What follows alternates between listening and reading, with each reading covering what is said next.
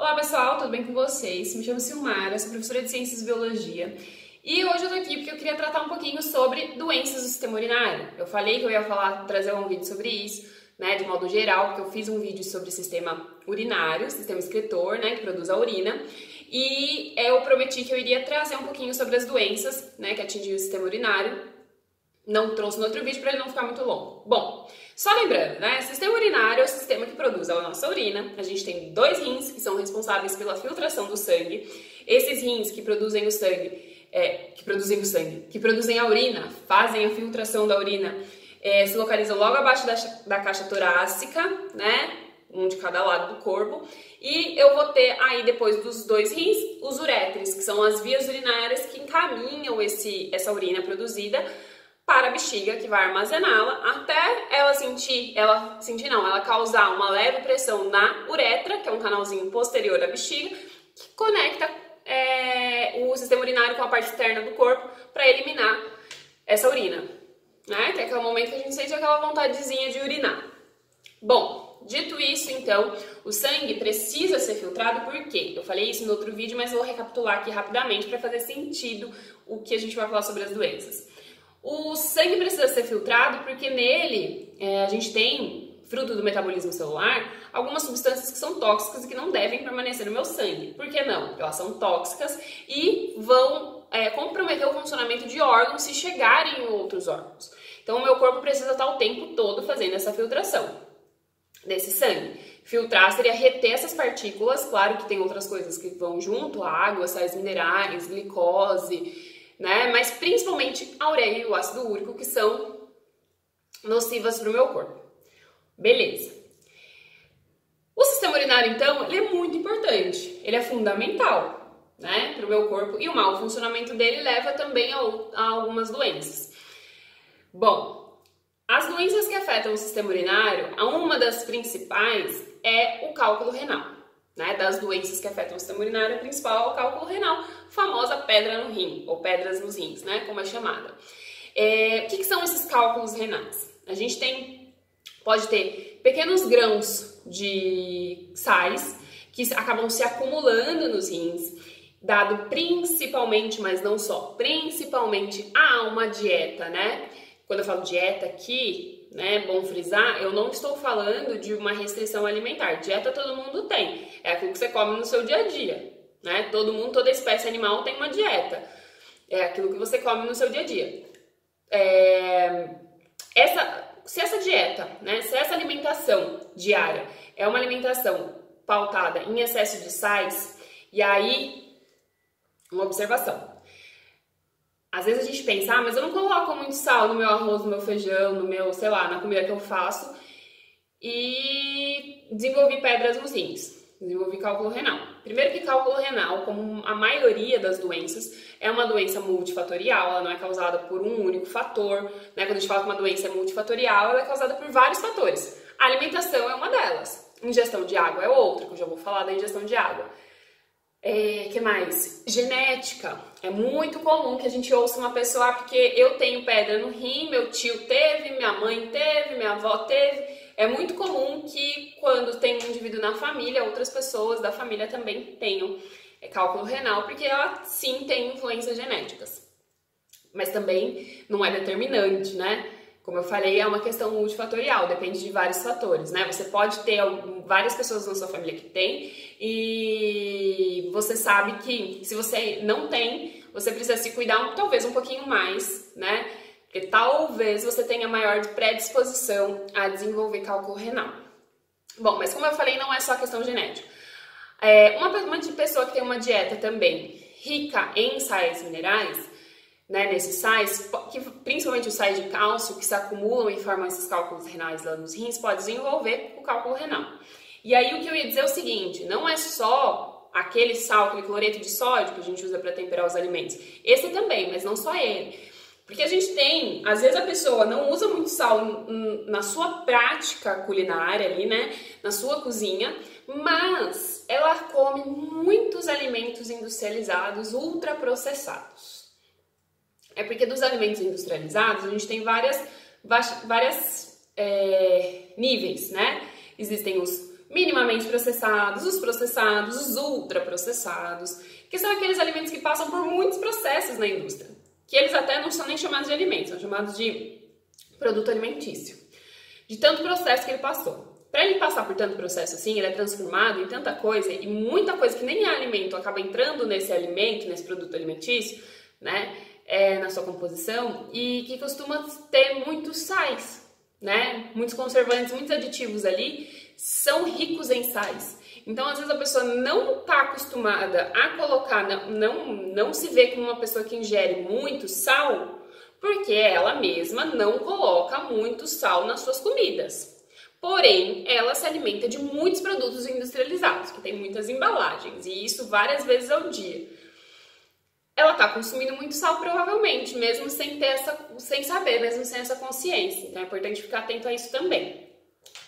Sempre uma alimentação quanto mais próxima, né, do natural, né, dos produtos in natura, sem muitos processos como verduras, legumes, sem ter passado por muitos processos industriais, ela vai ser mais saudável nesse sentido, né?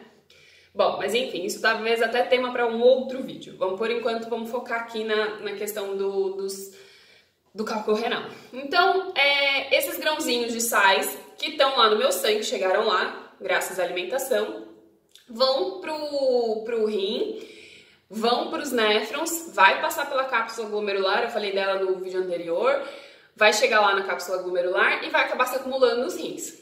Vai formar cristais, que vai se tornar difícil a passagem desses sais pelos uréteres, né? Por isso que a pessoa começa a sentir muita dor, né? Dor localizada na região dos rins.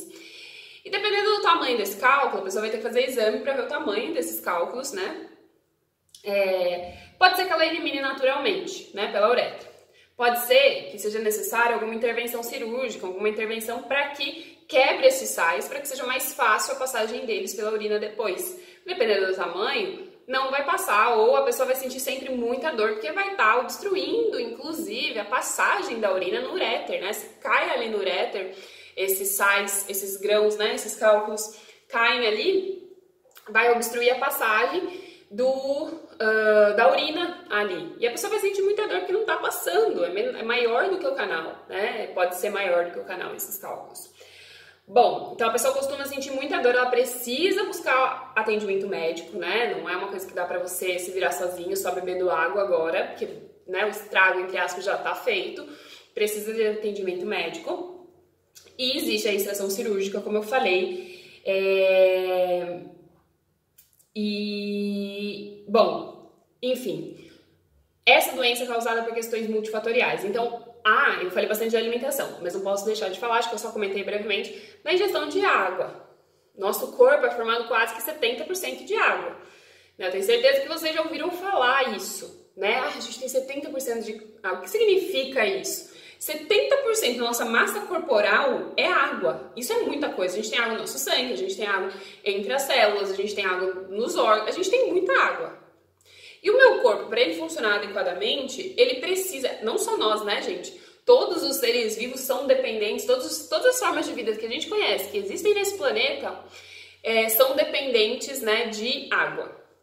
E possuem aí cerca de, entre qualquer ser vivo, gente, de uma bactéria até um orangotango, cerca de 60% até 90%, até mais de 90% é água. A água viva, por exemplo, as águas vivas chegam a ter 98% do corpo formado de água. Tá, fiz um parênteses aqui sobre a água para tentar mostrar um pouquinho da importância da ingestão de água, né?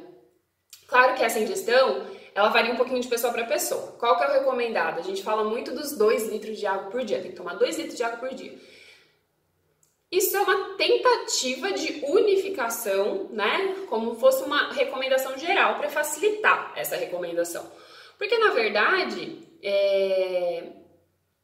cada organismo é único, mesmo sendo da mesma espécie, somos todos da mesma espécie humana. Mas a gente tem hábitos diferentes, a gente vive em lugares diferentes, a gente tem tamanhos de corpo, massa corporal diferentes, enfim. Dependendo dos seus hábitos de vida também, você vai precisar de mais ou menos água. Se você é um atleta de alto impacto que, enfim, faz a atividade física, chega a sei lá quantas horas por dia, talvez você precise de mais. Eu não preciso nem ir para o atleta olímpico. Eu posso pensar, por exemplo, em uma pessoa que trabalha o dia inteiro sentada num escritório, com o computadorzinho lá, né? Sem falar, não é um cargo que ela precise falar, é só ela escrever, digitar, digitalizar, sei lá. Enfim, ela não gasta tanta energia física ali. Ela provavelmente precisa claro que ela precisa de água. É importante que ela tenha ali a garrafinha de água dela ali, claro, também, até porque o cérebro, né, a pessoa tá trabalhando, com certeza ela tá gastando, com certeza ela pode estar dormindo, com certeza o cérebro tá gastando muita energia, que é o órgão que mais consome energia. Quando a gente tá trabalhando, seja um trabalho que pareça que eu não tô gastando energia, eu tô também, porque o meu cérebro tá gastando energia, tá raciocinando, enfim. Essa pessoa é importante que ela fique com a garrafinha dela de água ali, ou caneca, seja o que for, de água do lado dela. Mas ela vai precisar de uma ingestão de água diária, provavelmente diferente de um carteiro. Uma pessoa que trabalha boa parte do seu dia entregando cartas pelas ruas, andando, né, pelas ruas da cidade. Muito diferente. Ou, sei lá, de um professor que fala, né, na sala de aula. Eu sei que a gente está vivendo um momento muito diferente, né, na pandemia, mas vamos pensar no tradicional aí do professor que fala o dia inteiro e que tá andando pela sala para lá e para cá, enfim. É uma pessoa que depende de uma quantidade de água diferente. O gasto energético diário dessa pessoa é diferente, né? Mas aí, como é que eu vou saber quanto de água eu preciso? Bom, o ideal é a gente conseguir entender a nossa sede. E aí complicado também, porque vai ter gente que vai dizer, mas eu não sinto sede.